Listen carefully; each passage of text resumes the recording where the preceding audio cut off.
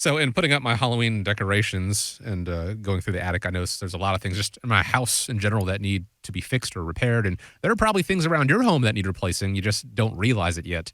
An article in New York Times says they include, toilet bowl brush, faucet water filters every couple months, surge protectors and plastic cutting boards every couple years, and smoke detectors is a big one every decade. Some of these seem pretty obvious, some of them not so much, which kind of reminded me, Nolan, of like how a portfolio needs to be reviewed to make sure that it is balanced with a retiree's goal in mind and have things changed periodically. So, with all the things that have transpired in 2022 alone, what should people do financially before 2023 is on us? What should I do financially before the year end?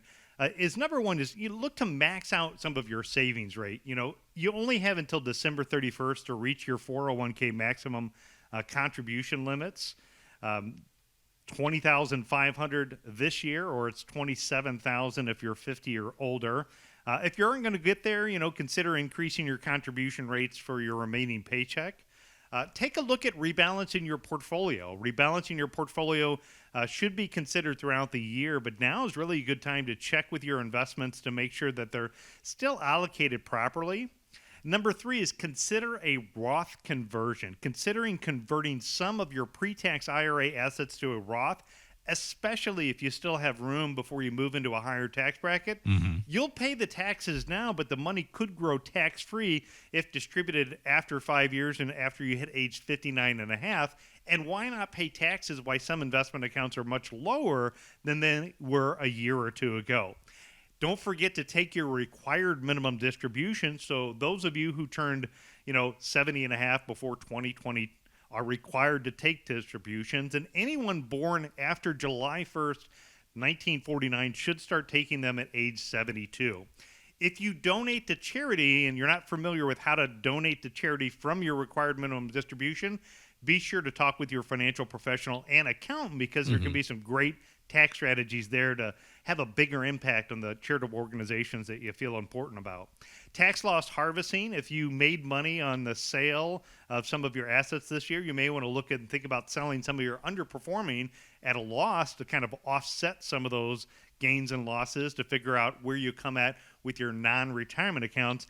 And the last one is to review your health insurance options. I'm here holding down the fort this week because Scott is in literally back-to-back meetings all week, Yeah. just talking with people about their open enrollment, talking to them about their Medicare choices. It's a busy, busy time, but it's a time that once December 31st and the ball drops, the clock is done and over. So a lot of important things to take care of now. Hopefully those are some great tips to put you in the right direction before the end of the year gets here. We've got just about 2 months before 2023 is upon us. We say goodbye to 2022. But that doesn't mean that you should wait a month and a half. You should wait until, mid-December to go ahead and start getting serious about this. These are things that, A, for your benefit, because as we all know, time goes by really quickly. The holidays will be upon us. You may forget about it. Also for the benefit of the team at the Retirement Guys Formula, America's Medicare Associates, because as we've mentioned, and as you can tell, Scott not being here, he's already pretty swamped this week, or the rest of the year until December 7th, until the annual election period ends. Not to say that he won't try and make time for you, but it's easier to go ahead and try to figure out how to get into the schedule. If you ever try to make a doctor's appointment towards the end of the year to make sure that your benefits, you take advantage of those, it's pretty hard to do. It's the same sort of thing. If you go ahead and take advantage of these now, it'll be easier. And one more thing that you can check off before the end of the year. So go ahead and give a call, schedule a time, and figure out what moves you can make, what's going to be right for you.